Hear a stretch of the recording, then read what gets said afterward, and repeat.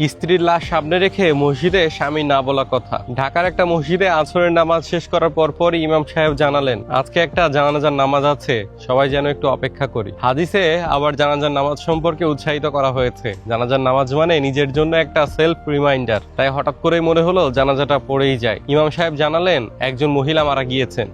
ভদ্র মহিলার স্বামী আপনাদেরকে উদ্দেশ্য করে কিছু কথা বলবেন। একজন সত্তর্ধ লোক, সাদা পাঞ্জাবি পরা, দাড়িগুলোও তার ধবধবে সাদা। ভদ্রলোক শুরু করলেন, আসসালামু আলাইকুম। আপনারা হয়তো আমাকে চিনবেন না, আমি এলাকাতে নতুন এসেছি। আমার স্ত্রী আজ সকালে ফজরের নামাজের পর আল্লাহর কাছে চলে গেছেন। আমরা একসাথে গত ৪৫ বছর ধরে সংসার করছি। একটা ছোট্ট সরকারি চাকরি দিয়ে আমরা সংসার জীবন শুরু করেছিলাম। সারা জীবন চেষ্টা করেছি সৎ থাকার। আল্লাহর কসম করে বলতে পারি, সারা জীবনে একটা টাকাও অসৎ পথে আয় করিনি। সৎ থাকার কারণে আয়ও ছিল খুব সামান্য। আমাদের ৩ ছেলে এবং ২ মেয়ে ছিল।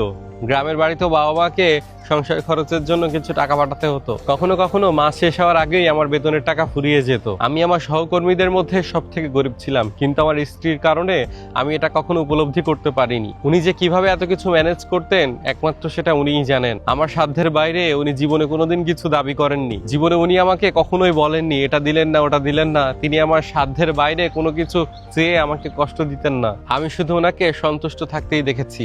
আমার বাবা মা মারা যাওয়ার আগে ৪-৫ বছর ধরে আমার সাথেই থাকতেন। তিনি আমার বাবা মাকে যথেষ্ট খেদমত করেছেন। কখনো তিনি এটা বলেননি যে আপনার বাবা মায়ের খেদমত করা আমার দায়িত্বের মধ্যে পড়ে না। সত্যি কথা বলতে, পেনশনের টাকা পাওয়ার পর হজে নিয়ে যাওয়া ছাড়া আমি ওনার জন্য আর কিচ্ছু করতে পারিনি। তবুও তিনি আমাকে কখনো কষ্ট দিয়ে কথা বলেননি। আমার স্ত্রী একজন নেককার মানুষ ছিলেন। উনি উত্তম চরিত্রের অধিকারী ছিলেন, আত্মীয়তার হক রক্ষা করেছেন। উনি পরোপকারী ছিলেন, স্বামী সন্তানদের হক আদায় করেছেন। ওনাকে আমি কখনো কোনো নামাজ কাজা করতে দেখিনি। উনি আজীবন পর্দা করে চলেছেন।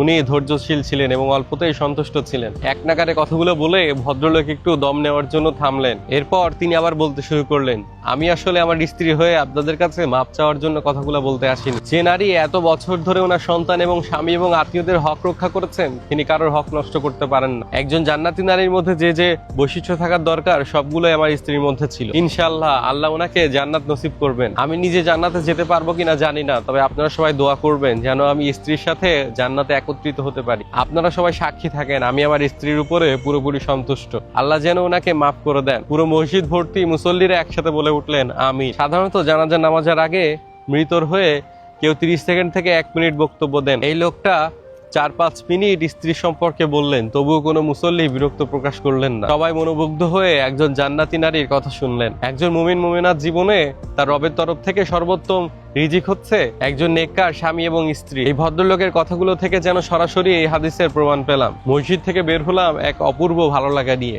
সুখী মানুষদের কথা শোনার মাঝেও একটা আলাদা সুখ আছে। আল্লাহ তাআলা আমাদের সকলকে বোঝার তৌফিক দান করুন, আমিন।